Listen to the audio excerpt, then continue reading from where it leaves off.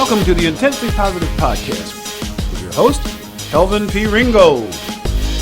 Preset your mindset, make every day count, and make positivity your way of life. Are you ready? Let's just do this! Greetings, you magnificent specimen of humanhood. Kelvin P. Ringo, Prince of Positive, coming to you live from Liverpool, New York, right here where it's, thank goodness, finally decided to be summer weather, or at least late spring. Memorial Day weekend was beautiful, and I celebrated by turning over a new leaf. A bunch of new leaves, really. You see, I did yard work. Now, for you who don't really know me, you probably don't realize what a strange miracle that was. But it was, I think, in several ways. And maybe I'll delve into that sometime in the near future. But then again, don't hold your breath because, well, that's just too weird for words. Anyway, but you're probably wondering, gee, Kelvin, what's up? It's been almost 5 months since you did a podcast. And honestly, I don't have a good answer for you. You know, just had some stuff come up. I was involved with a mastermind group, and that got a bit challenging. Turns out there's a good bit of work involved in self-discovery.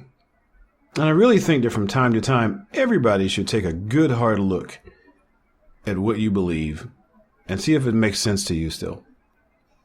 Because I think I mentioned before that most of us, we haven't been operating on our own beliefs, really. Somebody handed us some beliefs a long time ago when we were kids or young adults or whatever, and they said, believe this, and we did.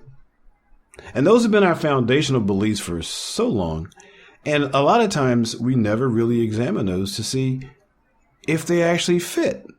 And a lot of times you may find when you examine them that they don't quite add up. And that can be quite unsettling. So during this 6-month mastermind, I think I probably revisited every belief I have ever held in my life. And that's a good thing. At least for me, because most of them held up. They're still intact. And actually, I have an even clearer view of where I'm headed and why. So I've been working on a few personal projects, some joint projects, and some whim projects. I have a couple of whim projects. And I actually took a week's vacation and visited my friends Josh and Jen down in Savannah, Georgia. And what an awesome place that is. If you haven't been to Savannah, you need to go. Some places got the population of Syracuse, which I don't know. It's not all that many people. So Savannah's got a population of somewhere in the neighborhood of 143,000 people, according to the 2013 census. And I'm told that they get over 7 million visitors a year. 7 million tourists go to Savannah. And I know why. That place is awesome. It's full of history. It's full of food. It's full of craft beers. It's full of stuff you can taste in every half the stores you go into. It's a port. It has some great sunset shots. And it's just a very relaxing place.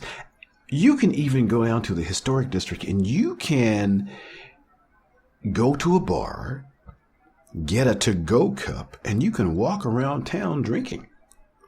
Now, that's pretty good. You can't do that in most places. You can only do it in the historic district, too, from what I understand. If you do it on a regular street, you just get arrested.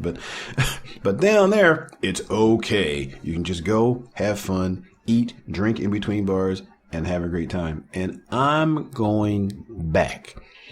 I thought about thinking about moving down there. That didn't last very long. And here's why, because I left Syracuse, in May 8th of May, I think. And when I left Syracuse, it was 43 degrees. And when I got to Savannah that night, it was 93 degrees. And that 50-degree jump was just a little too much for me. And I'm not all that crazy about hot weather. So, although I did acclimate to it a little bit. And I got a tan, farmer's tan, which, stop laughing. I look really weird, but it was great, and I had an awesome time. Unfortunately, or fortunately for me, my friend Josh does a lot of running. I didn't run. I don't run.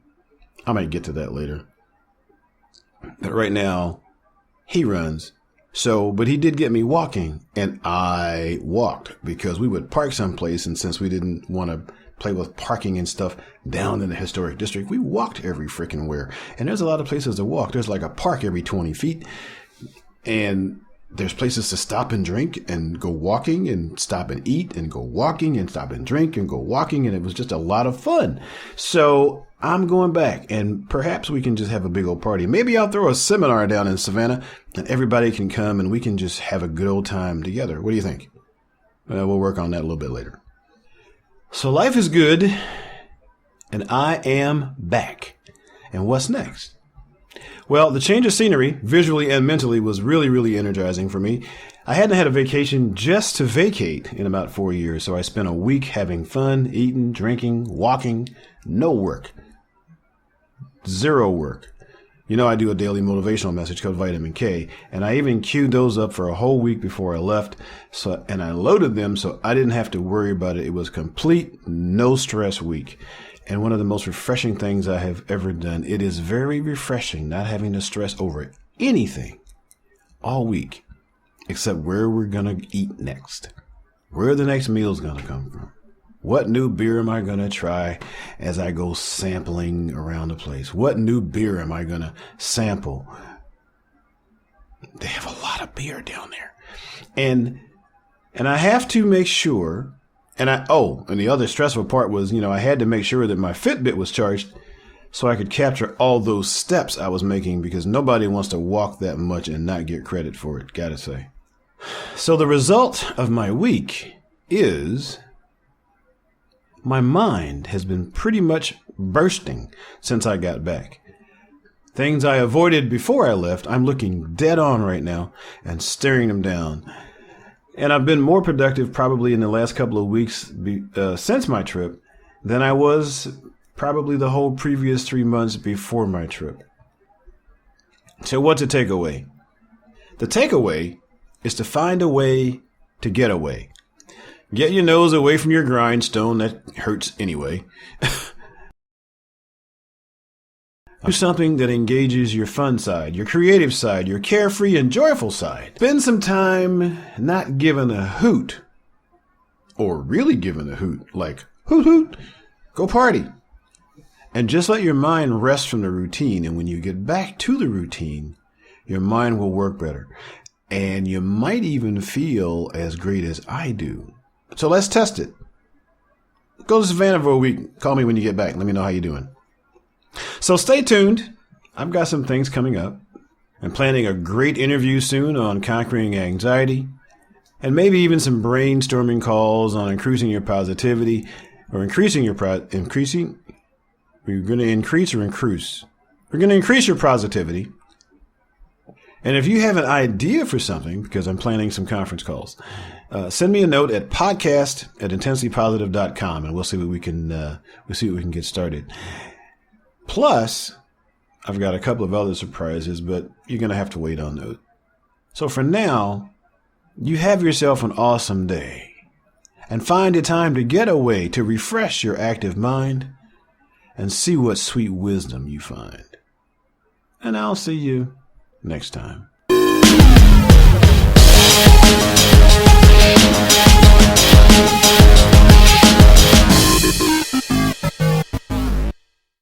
Wow, that was awesome.